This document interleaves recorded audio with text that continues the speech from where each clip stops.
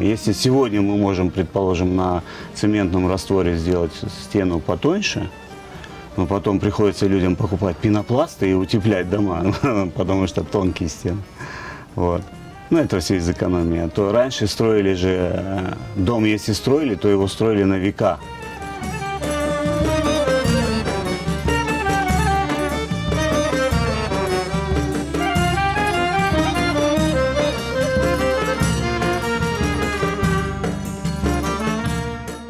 Стены, обыкновенные глиняные стены, саман. Халып, глину мешали с соломой, формовали кирпич и закладывали.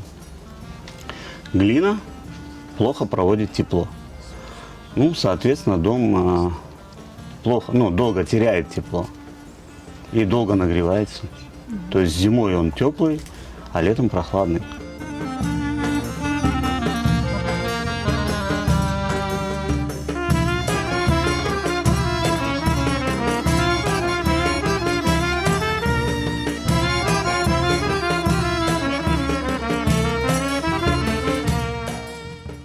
Утром рано, когда солнце встает, дом принимает первые лучи солнца, нагревается.